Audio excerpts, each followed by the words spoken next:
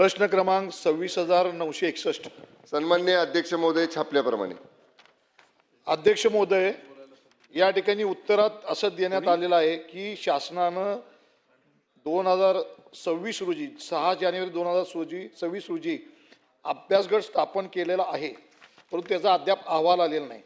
अध्यक्ष महोदय, राज्यातले अनेक तरुण आज अग्निवीर योजनेतून सैन्य दलात सेवा बजावत आहेत. पहिली बॅच आता जी पहिल्यांदा गेली ती 4 वर्ष सेवा पूर्ण झाल्यानंतर जवळजवळ 25% लोकांना परत त्याच्यामध्ये घेण्यात येण्यासंदर्भात काही निर्णय झालेत, परंतु 75% जवान परत नागरी जीवनामध्ये परत नाहीत. अध्यक्ष महोदय, माझा स्पेसिफिक प्रश्न आहे की अभ्यास गटाला 3 महिन्याचा कालावधी दिला आहे, अजून अंतिम अहवाल सादर केला नाही, तो किती दिवसामध्ये करणार? त्याचबरोबर त्याच्यासाठी या अहवाल प्राप्तांना किती कालामध्ये धोरण जाहीर करणार ते याद्वारे मंत्री महोदयांनी सांगावं.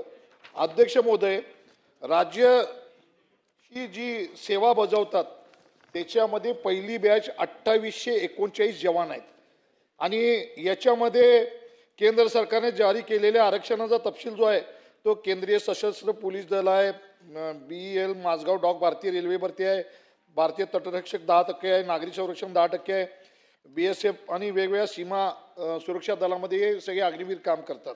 आता मला याद्वारे आपल्याला सूचित करायचं आहे की याच्यावरती अनेक लोकांच्यामध्ये आणि समाजामध्ये नाराजी पसरलेली आहे की हे अग्निवीर 75% अग्निवीर परत सेवेत बजावू शकत नाहीत. जे आपल्या देशासाठी सेवा बजावतात अशा लोकांना आज 10 ते 12 लाखाचा एकर निधी मिळतो की जो त्या 4 वर्ष संपल्यानंतर त्यांना परत मिळणार आहे. याच्यावरती त्यांचं जीवन या ठिकाणी सुरक्षित राहणार नाही किंवा त्यांचा शरीरार्थ चालणार नाही.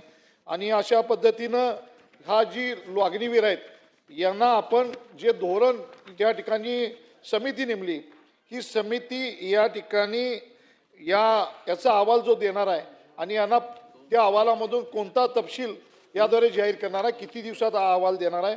त्याचप्रमाणे माझी मागणी अशी आहे की जे राहिलेले 75% लोक आहेत या सर्व लोकांना आपण महाराष्ट्र राज्याच्या सेवेमध्ये या ठिकाणी सामावून घेणार का? मग वेगवेगळ्या पोलीस दलामध्ये असतील, वेगवेगळ्या स्टेट पोलीसच्या सर्व्हिसेस असतील, वेगवेगळ्या ठिकाणी अनेक ठिकाणी शासकीय नोकऱ्या असतील, अशा ठिकाणी यांना आपण परत सेवेत सामावून घेण्यासाठी प्रयत्न करणार का? आणि तिसरी माझा प्रश्न आहे की या लोकांना परत महाराष्ट्र सरकार केंद्र सरकारकडे प्रस्ताव नेऊन या 75% लोकांचा बॉन्ड, जसं सैनिकांचा बॉन्ड जवळजवळ 17 वर्षाचा असतो, 20 वर्षाचा असतो, 22 वर्षाचा असतो, तशा पद्धतीनं महाराष्ट्र सरकार हा बॉन्ड वाढवून देण्यासाठी सरकार प्रयत्न करेल का?